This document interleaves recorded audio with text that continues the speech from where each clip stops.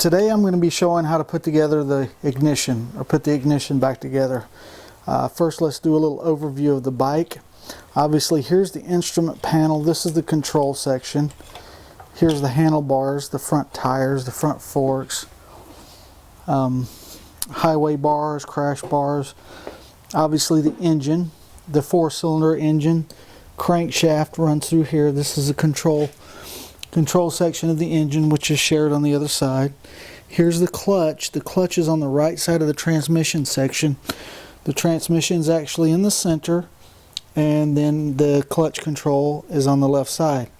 I've taken the fuel tank off to show we have two coil wires, or two coils, one on each side that's nestled in here. We have some electronics, and you can't see all that with that huge fuel tank on there. Then you have your 4 carburetors. Obviously, here's the rear brake, and here's the front brake. Here's the brake fluid reservoir. I'm going to do the ignition today. Tomorrow, I'm going to show you how to reinstall the clutch cable, and we'll be working on the other side on how to install the clutch cable and how it works. Clutch is on this side. The clutch cable runs on the left side. That's kind of common with Kawasaki's. And on the control side, you have your spring, your control rod that runs all the way through to the other side, which we'll talk about tomorrow. But first, I'm going to get this instrument panel out of the way. A lot of people think that the ignition, I'm going to show you the new ignition. The ignition is actually attached to the control panel. However, it's separately mounted, and I'll explain that in just a second. But first, I'm going to trace the wires. This is what the old ignition looks like. Obviously not usable. I tried to use it kind of ad hoc. If you take it apart, and if you've ever seen a stolen vehicle with a screwdriver in it, this is kind of what it looks like.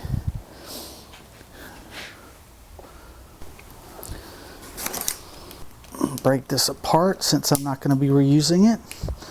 Oh, there goes a piece. All it is a little piece of plastic with connectors. And these connectors connect certain series. When you turn the switch, it connects the lighting, it connects the ignition, and allows you to start the motorcycle. But this will not start the motorcycle. You have a starter switch that starts the actual motorcycle. Okay? Any questions? Before, I talked about how the instrument indicators needed to be separate from the ignition. Now, the unique design with the ignition, I'm going to take the old ignition off first so you can actually see. Okay. With the new ignition, it has to be separately mounted because this mount has to be rigid. This is a rigid mount. There's an anti-theft feature of this ignition switch. If you stick the key in, if I can get the key in. Okay, I want you to see this. Okay, here's on, off, then see that piece right there? This little piece of metal right there that sticks down. That's a security feature. When this is attached, there's actually a piece right here in the neck that this works off of. You can turn the wheel this direction, and with it attached and that mechanism attached, it will prevent the wheel from being turned, so nobody can ride your vehicle. Nobody can ride your bike. Same thing on this side. Obviously it's sticking out. It won't allow you to turn, so nobody can steal your bike. So when you park it, this is the park section with the lights on. where the parking light's on, but there's also a lock section where you can actually leave it in the lock position. You see right there, and you see the lock mechanism sticking out. So that's kind of a added feature. It's been around for a while on a number of street bikes. Dirt bikes don't really have that feature, not a lot of them anyway. So, but I'm going to disengage it, remove the key, and install the wires. Now look at the wire. Perfect match. Perfect match. I'm going to, if you can go this side, look at the switches and match the wires. You see the white wires to the left, white wires to the left, red and orange to the right, which matches the wires that are installed, which I'm going to push in right now and connect.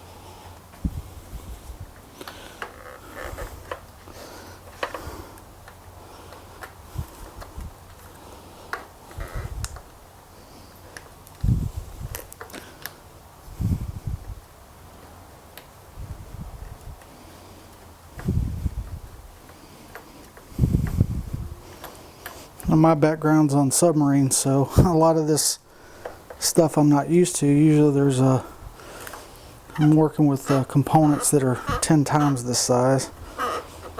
Of course, this is a lot more fun because I don't have to use a 500 foot-pound torque wrench or a 800 pound torque wrench.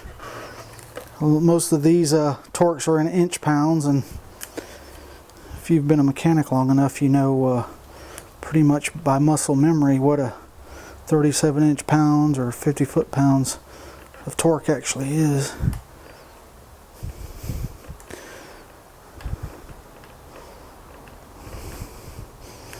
So now this is ugly, obviously. So what? But this is going to be covered by the instrument panel once this is. Make sure the connections are good and solid. Then this just curls up nice and neat in here. Now what I like to do is keep this together,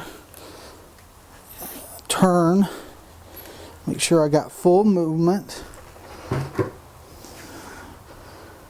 and then what I'm going to do is tie wrap these wires together really quick. Doesn't require a large tie wrap, but it's safer because it keeps the wire from coming out. Okay, now I'm going to torque this.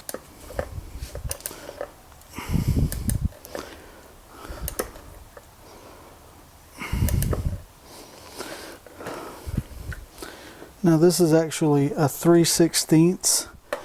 That's unusual. Usually all of these Japanese bikes are all metric. Most everything else on this bike, oddly, is 10 millimeter. And it's kind of ironic, but now this has to be torqued down on quite a bit because it's also a security device as well as your ignition switch.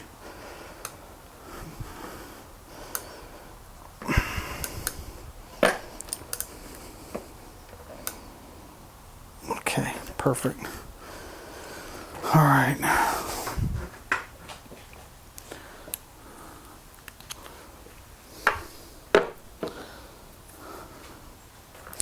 Finally, we put the instrument panel back.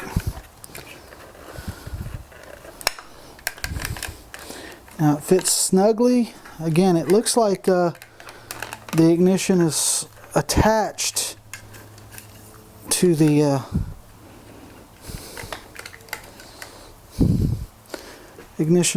attached to the instrument panel. However, that's not the case. They're two completely separate autonomous devices.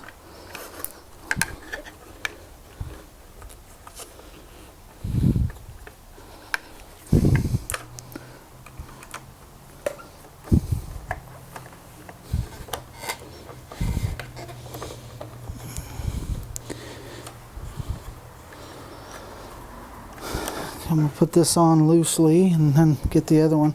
Now look here, this pan right here, this is a magnetic pan. It's rubber mounted at the bottom.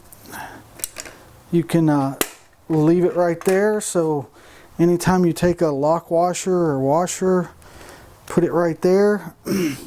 It's magnetic, so you just toss it, and if you're within a foot, usually it'll just land in there. I suggest getting that. That's $5 or so at Harbor Freight. I think they also have them at Home Depot and Lowe's, because otherwise you'll be dropping parts and pieces and tools everywhere.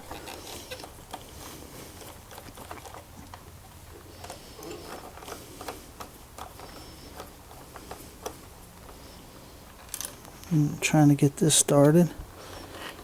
It is not always easy. Okay, there we go.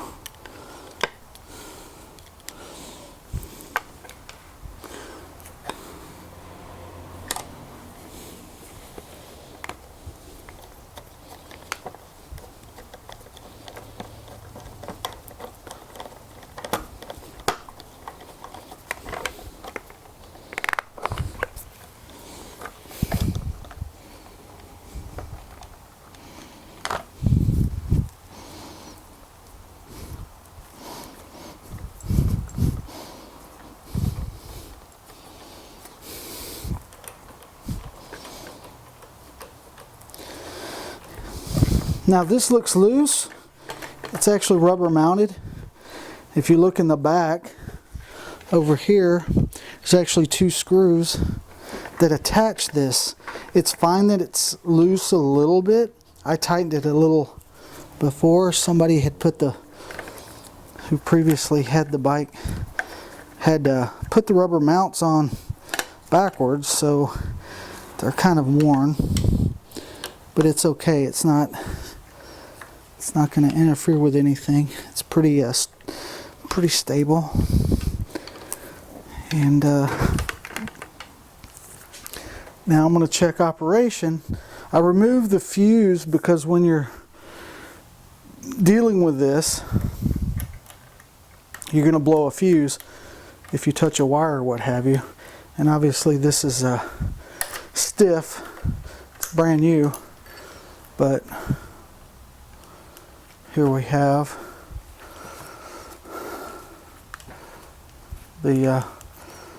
see the lights working, but I removed the fuse so it won't start.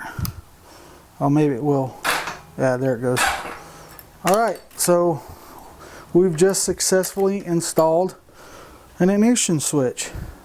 Tomorrow we'll go over the clutch cable, install the clutch cable. In fact, I'll give you a quick rundown of the clutch cable since we're here.